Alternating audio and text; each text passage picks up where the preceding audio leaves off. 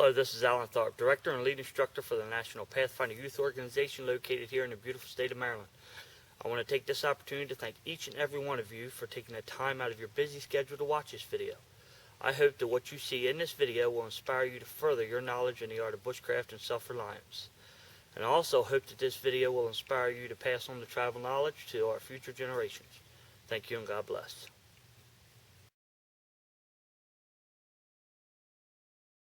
Hello, this is Alan with the National Pathfinder Youth Organization, and in this series of videos I'm going to introduce you to the wonderful art of net making.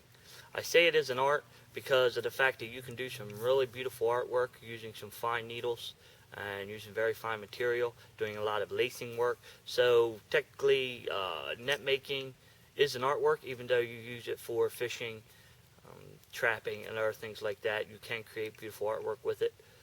So first thing I want to do is show you some of the tools that are necessary to start net making, and I have that laid out in front of me. So what I'll do is I'll adjust the camera down and introduce you to a few of the tools that what I have displayed here on this space blanket is just a few of the basic tools that you can purchase commercially. They range anywhere from 13.5 inches long. As you can see, this one's fairly big. It's like 1.5 inches wide. It's for making cargo nets, hammocks, things of that nature. Then you go down a little bit shorter. You get 10 inch by 1.25 inches, the 8 inch by probably 1.25 inches, or 1.16 inches, even smaller. And keep going down all the way until you get super fine. It's for doing real fine work. I have one smaller than this. I didn't bring with me. I have a big box full of different size needles for when I'm teaching class. And you can even go down to your little stubby.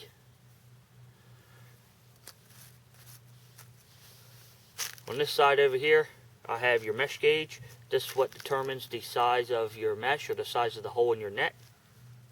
They range anywhere from 1.5 inches, 1.25 inches, 1/2 inch. I mean, you can make them any size you want. You don't have to buy commercial mesh gauges. See, I have one here. This is 2 inch by 4 3/4. As you can see, I have it rounded off here, so when I'm putting it in my hand, if I were to use it this way, it would stab you in the hand and it would hurt. So normally you'd round them off so it fits nice in your hand for when you're doing your netting. I'll move the camera up a little bit. I'm not bending down as much. When you're determining the size of your needle or the size of your mesh gauge, you need to make sure that your needle is of the appropriate size. Let's say you want a 2 inch mesh. You couldn't use this huge 1 3/4 needle. Just like if you wanted to use put inch mesh in it, you could not use, let's say, 1.25 inches, because it will not fit through the hole. You would need to use something like this size here, which is 1 inch, with maybe a 2 inch mesh. See, it'll slide through the hole, the mesh that this creates, the mesh gauge creates. So keep that in mind, that when you're determining the size of mesh you want, you need to have the needle the appropriate size. A few other tools that you will need when you're starting to make nets. You'll need a good knife.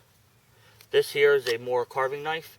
If I'm going to go out and practice net making while I'm out in the woods, or even anytime you're going to carve your own needle, I prefer to use this style because of the fact that this one will give you the opportunity to get these fine edges here when you're making your needle. As long as you have a good knife, you could use your standard Moore to create a knife, to create a needle. You don't have to have a specialty carving knife or anything like that. I just prefer to carry that because when I go out and make nets, I usually make a needle every time I'm going to make a net. It helps me get in tune with the net. It helps calm my mind to get started doing it. Anything that you're going to practice, You don't want to be angry. You don't want to be upset. You want to make sure you're calm before you do anything. It will help you retain the information better when you're learning and practicing. That's just one of the things that I teach my kids, that when they're going to complete a task, make sure they think about what they're going to do. If they're excited, we've been hiking a while, they're out of breath, we sit down and we calm ourselves before we start practicing any skills with a knife or anything of that nature. That'd be the first thing. And if you carry your 10-piece kit, you'll most likely have a saw with you. You use this to cut the branch, usually from a dead tree, dead standing or anything, to create your needle. A lot of times I'll use a small diameter limb from a pine tree. I like pine, maybe cedar. Cedar's another good one. We're going to do that here momentarily, and I'll show you how to create a needle. Another thing, if you're going to practice at home, is a good clamp. You can use a C-clamp. This is a specialty clamp. I make a lot of cast nets. I make dip nets. Also make a few hammocks, and this does come in handy because there's a few adapters that you can use to attach to this at these different drilled holes it has on here, and I can mount this to my coffee table, my kitchen table, my workbench, wherever I want to use it at. Different configurations for the type of net I'm going to use, but for just making a standard long net or a standard purse net or a bolt net, rabbit net, whatever you want to call it, or even a circular net, you do not have to have a specialty clamp. You can use a C-clamp. I used that for a while before I went ahead and opted on getting this.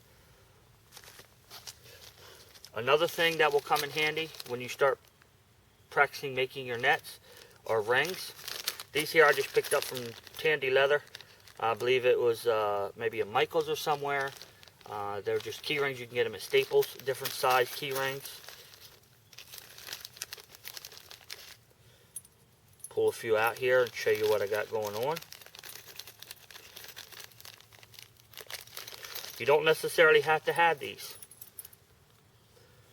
You can use what you call a grommet, which you make, which I have one here. This is just a piece of cordage I turned into a ring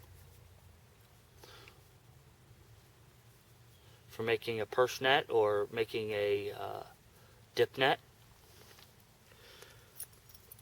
But you can also use standard key rings. I believe this is 1 1/4. Measure that real quick. Yes, this is 1 1/4. Split ring. They say not to use split rings when you're making rabbit nets because your net could go through the split here, but I don't find that happens rarely. But if you wrap a little electrical tape around that, you'll be just fine. The other thing, go Track Supply. You can pick up a large ring. These they use to put the lead ropes of horses through on stalls. They have bigger ones than this, and they're usually brass. For if the horse rears back, the rope will slide through a little bit, and it won't jerk and ruffle on the horse. You can use these as well. They have different sizes. They have small ones. You can make these for when you're doing a dip net. This will give it some weight, so the net will fall down. You can also use split rings. You can pick these up, different sizes. You can see they split. This is for when you're making a net using the chain start method. You can gather all the top meshes of your net and put them on this loop, so you can go ahead and continue working on the body of your net. And they come in several sizes as well. So that's basically it for basic introduction to the tools. Nothing real fancy here. Just have, you have your needles, you have your mesh gauge. It's really all you need to start making a net when you're out in the woods, and cordage, which I will get ready to show you that here in a minute. As long as you have your knife on you, your saw, your axe, whatever, that you can carve out a needle. Like I said, you only have to have a mesh gauge. You can just use your fingers. They work just fine. They won't make you a really pretty net, but when you're out trying to catch fish or trap some game, don't worry about looks. You're not trying to win a beauty contest. You're just trying to catch game. So basically, that's it. So let me get set up, and I will show you the different types of cordages you can use. Let me get the camera situated, and I'll be right back with you.